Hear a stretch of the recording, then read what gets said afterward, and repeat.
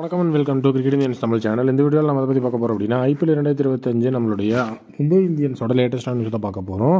So Mumbai இந்தியன்ஸை பொறுத்த வரைக்கும் ரொம்ப நீட்டாக பார்த்தீங்க அப்படின்னா நிறைய விஷயங்கள் இப்போ போயிட்டு இருக்கு. ஸோ அதுக்கு முன்னாடி ரோஹித் சர்மாவோட ப்ராக்டிஸ் செஷனை பார்த்துருவோம். ஸோ இப்போது நம்மளுடைய டீம் இந்தியா இந்த சாம்பியன்ஸ் ட்ராஃபியோட குரூப் ஸ்டேஜில் அன்பீட்டனாக இருந்து பார்த்தீங்கன்னா வேறு லெவலில் குவாலிஃபை ஆகிருக்கிறாங்க. ஸோ இப்போ செமிஃபைனல் அவங்களுக்கு ஆஸ்திரேலியாவோடு இருக்குது. ஸோ நிறைய பேர் பார்த்தீங்கன்னா இது தேவையில்லாத வேலை அப்படிங்கிற மாதிரி சொல்லிட்டு இருக்காங்க. அதாவது நியூசிலாண்டுக்கு எகெயின்ஸ்டான மேட்ச்சில் பார்த்தீங்கன்னா ஸோ நம்மளுடைய டீம் இந்தியா தோல்வியை தழுவிருந்தாங்க அப்படின்னா ஸோ அவங்க சவுத் ஆஃப்ரிக்கா கூட செமிஃபைனல்ஸ் அப்படிங்கிற விஷயத்துக்குள்ளே வந்திருப்பாங்க. ஸோ இப்போ நம்ம அந்த இடத்துல ஜெயிச்சதுனால நம்ம ஆஸ்திரேலியா கூட செமிஃபைனல்ஸ் விளாட போகிறோம். ஸோ இதில் என்னப்பா பிரச்சனை அப்படின்னு கேட்டிங்கன்னா ஸோ இப்போ எல்லாரோட ப்ரிஸ்கிரிப்டிவும் என்ன அப்படின்னா ஸோ டோட்டலி ஆஸ்திரேலியாவோட நமக்கு வின் ரெக்கார்ட் ரொம்ப கம்மி. ஸோ சாம்பியன்ஷிப் அப்படிங்கிற விஷயம் வரும்போது ஐசிசி டோர்னமெண்ட்லாம் வரும்போது இந்தியா ஆஸ்திரேலியா அப்படிங்கும்போது ஆஸ்திரேலியா இந்தியா அண்டர் எஸ்டிமேட் பண்ணாமல் வேறு லெவலில் ஒரு மிகப்பெரிய லெவலில் ஸ்டாண்ட் அப் பண்ணி இந்தியாவை வீழ்த்திட்டே தான் இருந்திருக்கிறாங்க. ஸோ அப்படி இருக்கும்போது செமிஃபைனல்ஸ்லேயும் அதான நடக்கும் அப்படிங்கிற மாதிரி நிறைய பேர் பேசிகிட்டு இருக்காங்க. பட் என்னோட ப்ரிஸ்கிரிப்டிவ் என்ன அப்படின்னா இப்போது நம்ம இந்தியாவை பார்த்தீங்கன்னா ஸோ ஃபைனல்ஸ் அப்படிங்கிற சுச்சுவேஷனுக்கு போயிட்டோம். ஆஸ்திரேலியாவும் ஃபைனல்ஸ் வராங்க அப்படின்னா ஸோ ஆஸ்திரேலியாவை ஃபைனல்ஸில் வீழ்த்துறது அப்படிங்கிறது கண்டிப்பாக ரொம்ப கஷ்டமான காரியம். ஆல்ரெடி 2011 பார்த்தீங்கன்னா நம்ம ஆஸ்திரேலியாவை ஃபைனல்ஸ்லாம் வரவிடாமல் அந்த இடத்துல நாக் அவுட்ஸ்லேயே வெளியே அனுப்பியிருக்கிறோம். ஸோ இப்போது நமக்கு செமிஃபைனல்ஸ் அப்படிங்கிறதுல பார்த்தீங்க அப்படின்னா நம்ம ஜெயிச்சுட்டு ஃபைனல் போயிட்டோம்னா அங்கே ஆஸ்திரேலியாவோட ப்ரெஷர் நமக்கு கிடையாது.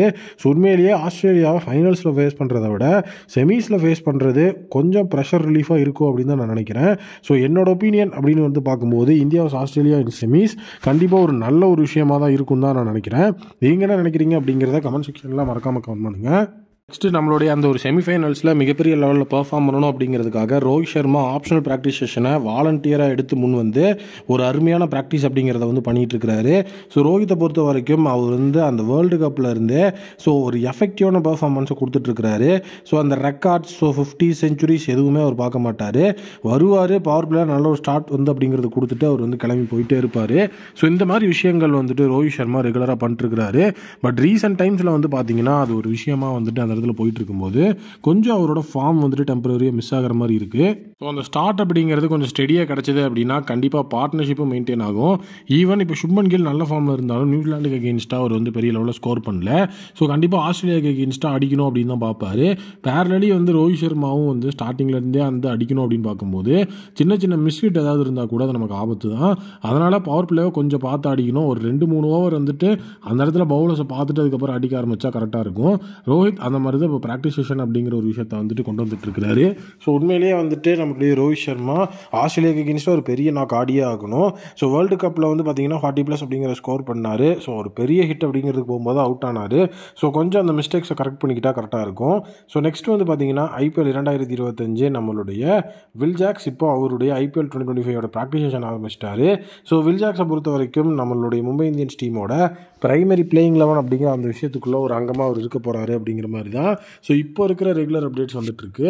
ஸோ டோட்டலி பார்த்தீங்கன்னா ரியான் ரிக்கில்டன், வில் ஜாக்ஸ் 2 பேர்த்தையுமே பிளேயிங் 11க்குள்ளே ஷூட் பண்ணுற மாதிரி தான். ஸோ இப்போ பிளேயிங் 11 மும்பை இந்தியன்ஸ் டெசிக்னேட்டடாக கொண்டு வந்துட்டுருக்காங்க. ஸோ வில் ஜாக்ஸ் ஆர்சிபிக்காக 1 டவுன் பேட்ஸ்மனாக தான் இருந்தார். ப்ளஸ் பவுலிங்கும் போடுவார். அந்த மாதிரி ஒரு ரோலில் தான் இப்போது அவர் இருக்க போகிறாரு. ஸோ உண்மையாகவே வில் ஜாக்ஸோட அந்த ஒரு அவைலபிலிட்டி இன் பிளேயிங் 11 மும்பை இந்தியன்ஸ்க்கு ஒரு மிகப்பெரிய லெவலில் ஒரு சூப்பரான கெத்தான ஒரு விஷயமாக தான் இருக்கும்னு நான் நினைக்கிறேன். ஸோ உங்களுடைய ஒப்பீனியனில் நீங்கள் நம்மளுடைய வில் ஜாக்ஸ் எவ்வளோ ஒரு பெரிய பெர்ஃபார்மன்ஸ் அப்படிங்கிறத நம்மளுடைய மும்பை இந்தியன்ஸுக்கு கொடுப்பாரு அப்படிங்கிறத கமெண்ட்டில் சொல்லுங்கள். ஸோ கண்டிப்பாக பார்த்தீங்கன்னா வில் ஜாக்ஸ் இந்தியன்ஸ்க்கு ஒரு கீ பிளேயராக இருப்பாருன்னு நினைக்கிறேன். ஸோ நெக்ஸ்ட் பார்த்தீங்கன்னா ஹர்திக் பாண்டியா. ஸோ இந்தியா ஆஸ்திரேலியாவோட மேட்ச்சில் எப்படி ரோஹித் சர்மாவோட ஓப்பனிங் ஸ்டாண்ட் ஒரு மிகப்பெரிய கீயாக இருக்கோ ஸோ அதே மாதிரி தான் ஹர்திக் பாண்டியாவோட பெர்ஃபார்மன்ஸு. ஸோ ஹர்திக் பாண்டியாவை பொறுத்த வரைக்கும் ஸோ அவர் ஒரு கிளச் நாக் அப்படிங்கிறத ஆடிட்டு இருந்தார். ஸோ டோட்டலி 40+ ஸ்கோர்ஸ் அப்படிங்கிறத பண்ணி நியூசிலாண்டுக்கு எகெயின்ஸ்டான மேட்ச்சில் ஒரு மிகப்பெரிய ரிதம்குள்ள டீம் வர்றதுக்கு ஒன் ஆஃப் த முக்கியமான ரீசன் அவர் தான்.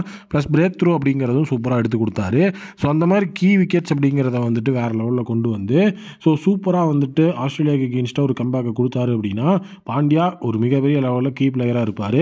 ஸோ கண்டிப்பாக இந்த செமிஃபைனல் மேட்ச்சில் பாண்டியா, ரோஹித் சர்மா எல்லாருமே மிகப்பெரிய லெவலில் ஒரு ஃபயர் பண்ணியே ஆகணும் அப்படிங்கிற சுச்சுவேஷனில் இருக்கிறாங்க. வெயிட் பண்ணி பார்ப்போம் என்ன நடக்குது அப்படின்னு. ஸோ ஆஸ்திரேலியா வர்சஸ் இந்தியா அந்த செமிஃபைனல் மேட்ச்சில் யார் ஹையஸ்ட் ரன் கெட்டராகவும் விக்கெட் டேக்கராகவும் இருப்பாங்க அப்படிங்கிறத கமெண்ட் செக்ஷனில் மறக்காம கமெண்ட் பண்ணுங்கள். மீண்டும் ஒரு வீடியோ மீட் பண்ணுறேன். Thank you, take care and bye bye.